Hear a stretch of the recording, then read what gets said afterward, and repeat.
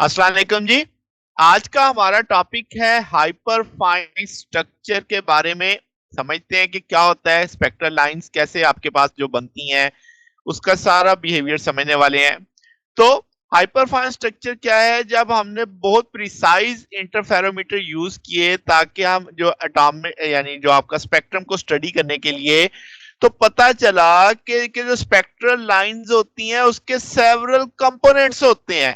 यानी कि एक लाइन के साथ उसके कई कंपोनेंट्स यानी साथ close close close different values exist कर रही होती हैं।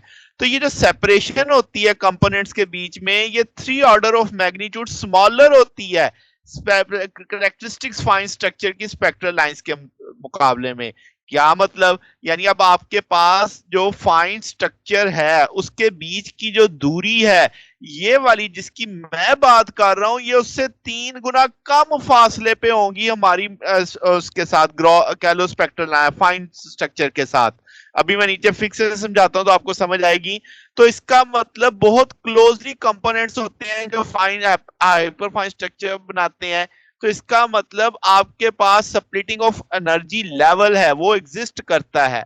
अब सबसे पहले आप इस फिक को देखो, 1s2p, इसे हम ग्रॉस स्ट्रक्चर बोलते हैं। हमें पता चला इसमें कि भाई आपके पास जब हमने पढ़ी स्पिन ऑर्बिटल का इंटरेक्शन पढ़ी तो पता चला कि भाई फाइन स्ट्रक्चर एग्जिस्ट करता है। वो 2 लेक्चर पीछे हमने पढ़ा।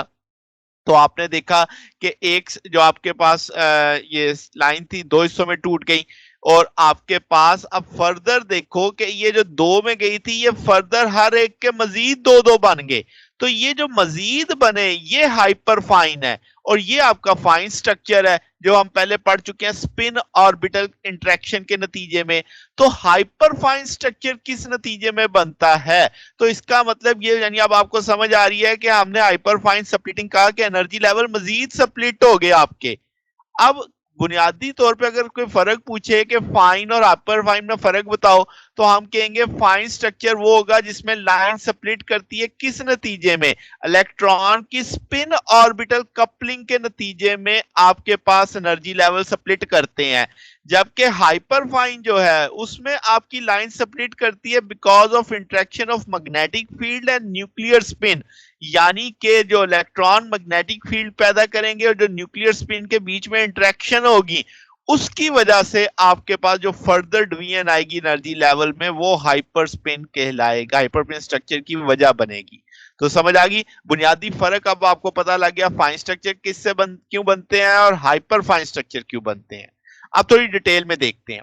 एटॉमिक न्यूक्लियाई का ऑर्डर रेडियाई का आप जानते हैं 10⁻⁴ आंगस्ट्रम या 10⁻⁴ कह लो, जो इंतहाई इंतहाई कम है उस फासले से जो इलेक्ट्रॉन का न्यूक्लियस के साथ है। ठीक है। तो आपके पास जो न्यूक्लियाई है वो इंतहाई हैवी होते हैं इलेक्ट्रॉन के लिहाज से। हम इसलिए सब मानते थे, पहले ये समझा जाता था कि न्यूक्लियाई जो है वो पॉजिटिव पॉइंट चार्जेस है और इनफाइनाइट मैस। मगर जब हमने यानी ज्यादा बेहतर एक्सपेरिमेंट के साथ देखा, प्रिसीजन किया, तो पता चला कि बहुत सारे टाइनी इफेक्ट जो इलेक्ट्रॉनिक एनर्जी लेवल्स पे आ रहे हैं वो आप नहीं समझा पाते अगर आप इनफाइनाइट मैथ समझोगे। ठीक है। तो ये इफेक्ट्स पहली दफा माइकलसन ने 1891 में और फिर बाद में 1897 में पेरेट ने डिस्कवर किए, बताए या देखे, जब वो हाई रेजोल्यूशन इंटरफेरोमीटर से मेजरमेंट्स ले रहे थे। तो इनको हाइपरफाइन इफेक्ट्स कहा गया क्योंकि ये प्रोड्यूस करते हैं इलेक्ट्रॉनिक एनर्जी लेवल में इंतहाई स्मॉल स्प्लिट बताते हैं, जो कि फाइन स्ट्रक्चर के मुकाबले में इंतहाई कम होती, यानी कम दूरी पे होते हैं।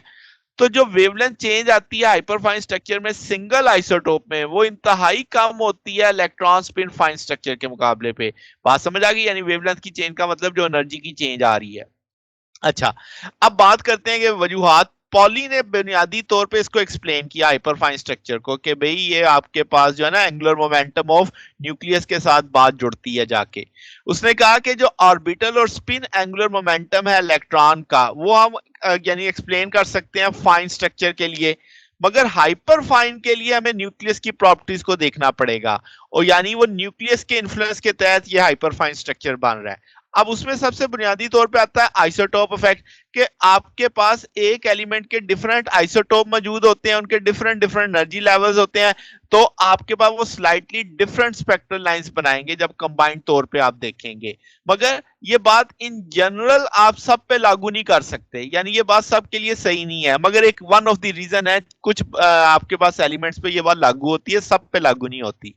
मेन रीजन क्या था? न्यूक्लियर स्पिन बुनियादी वजह थी, जो कि आपके पास वजह बनती है कि इंट्रिंसिक एंगुलर मोमेंटम की। अब अगर मैं समझाऊं तो आप इसे क्वांटिटेटिवली मैं अभी समझा रहा हूं, मैथमेटिकली की तरफ नहीं हम जा रहे, कि जो एटॉमिक न्यूक्लियस है वो एक इंट्रिंसिक एंगुलर मोमेंटम पोजेस करेगा, ठीक है, और उसके साथ जाहिर सी बात है अगर एंगुलर मोमेंटम होगा तो उसका एक मैग्नेटिक मूवमेंट भी होगा। तो ये एंगुलर मोमेंटम मुख्तलिफ की वैल्यूज रखेगा मुख्तलिफ न्यूक्लियाई के लिए, और डिफरेंट आइसोटोप के लिए भी जाहिर मुख्तलिफ हो जाएगा। आइसोटोप डिफरेंट हो गया, एलिमेंट तो अगर सेम है मगर हर आइसोटोप के लिए उसकी डिफरेंट डिफरेंट एंगुलर मोमेंटम की वैल्यू होगी। तो ये स्पिन है बुनियादी तौर पे, न्यूक्लियर स्पिन की हम बात कर रहे हैं कि न्यूक्लियर स्पिन वो जो intrinsic angular momentum, spin angular momentum, जिसकी वजह से ये हाइपरफाइन स्ट्रक्चर बनते हैं। तो ये जनाब हमारा आज का टॉपिक था। अगर आपको इसमें कोई बात पूछनी हो, डाउट हो, तो नीचे कमेंट्स में पूछ सकते हैं। वीडियो अच्छी लगी हो तो वीडियो को लाइक कीजिएगा, दोस्तों के साथ शेयर कीजिएगा, चैनल को सब्सक्राइब कर दीजिएगा। अब तक के लिए इतना ही, बकिया इंशाल्लाह फिर नेक्स्ट देखेंगे। ओके, अल्लाह हाफिज।